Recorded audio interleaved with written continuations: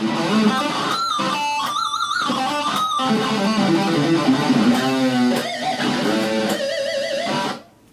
this is Mike Filipov from PracticeGuitarNow.com, and today in this video I want to help you make your pinch harmonics sound better and more consistent. A lot of guitar players have trouble with doing this technique well, even though it's quite simple to practice actually, and I'm going to show you the best way to learn it here in this video. The first rule about doing pinch harmonics and making them sound good is to always use the bridge pickup on your guitar. Now on every guitar, the pickup selector is located in a slightly different spot, and on this guitar, for example, it's right down here by the volume knobs, and the way for me to activate the bridge pickup is to push it all the way down to the floor. On your guitar, the pickup selector may be located in a slightly different position, and you need to find where that is and learn how to activate the bridge pickup so that you can use it when you play pinch harmonics. The next very important step is to use a very stiff pick when you play. This means to use a pick that will not bend when you pick a note. This is what will enable you to play the notes with a powerful enough pick attack to allow the pinch harmonics to ring out clearly. Also, a couple more minor points that will help your pinch harmonics is to use high output pickups on your guitar, and also to turn up the level of distortion or gain on your amplifier as high as possible.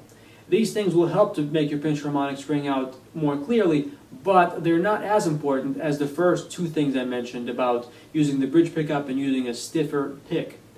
But the most important thing of all is actually understanding the right technique to use when doing pinch harmonics, and I'm going to show you what that means right now. If you spend any time learning to play pinch harmonics from other sources online, you've likely heard the common advice to play the note first with the pick and then immediately touch it with the thumb afterwards to produce the harmonic. And if this is how you think about playing pinch harmonics, if you think about playing the note with the pick first and then touching it with the thumb as two separate events, then pinch harmonics are never going to work. Because all that will happen is as soon as you strike the string with the pick, and then when your thumb touches it, the string becomes muted and no harmonic rings out. The way to solve this problem is to use both the thumb and the pick to strike the string at the exact same time. This is what will enable the pinch harmonic to ring out. And here's how you achieve this. What you need to do is change the way you hold the pick slightly by moving the thumb closer to the tip of the pick, so that only about 1 millimeter of the pick is sticking out from under your finger, but no more. The exact position of your thumb on the pick will vary slightly depending on what size and shape of the pick you use and also how big your hands are. But the most important point is that the thumb should be as close to the tip of the pick as possible, with only about 1 millimeter sticking out.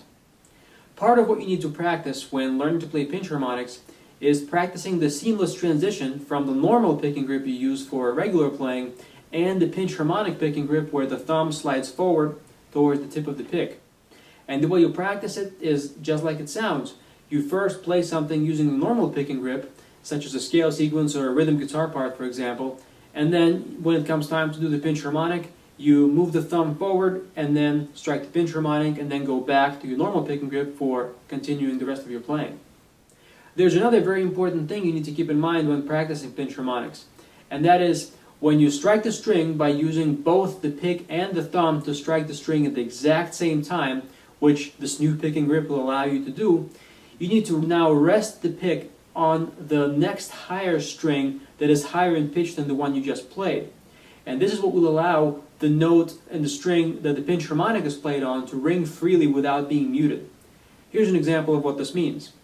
Take any note on any string. I will use a note on the 4th string for this example, and practice applying all the things that I just went over with you so far in this video to produce consistent sounding pinch harmonics. So first, turn on the bridge pickup on your guitar.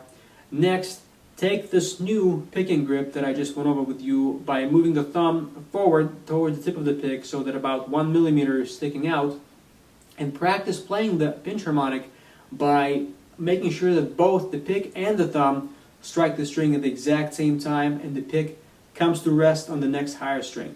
It'll sound like this.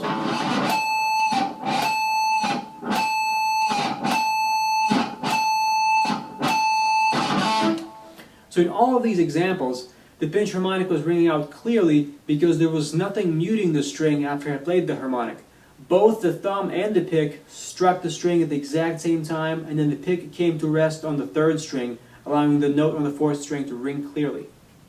When you put all these variables together and practice this for just a few minutes every day, you will soon notice a very big improvement in how consistent you are able to get your pinch harmonics to sound.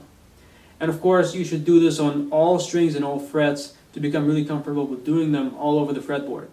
After you become more comfortable with playing pinch harmonics on their own and getting them to ring out consistently every time, what you need to do next to become comfortable with playing pinch harmonics overall in your guitar playing is to combine them with some good vibrato. And this is the other half of what makes pinch harmonics really stand out and scream when you use them in guitar solos or in guitar riffs. And the way to do that is to practice applying a series of rhythmic bends on top of a pinch harmonic. That'll sound something like this.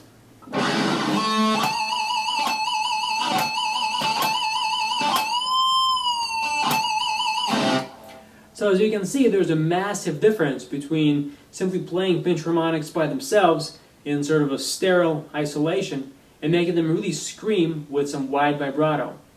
So there are two main parts to getting pinch harmonics to really sound good in the overall context of your guitar playing. The first one is what I went over with you in this video, which is the technical aspects of how to get the pinch harmonics to ring out and how to get them to be consistent.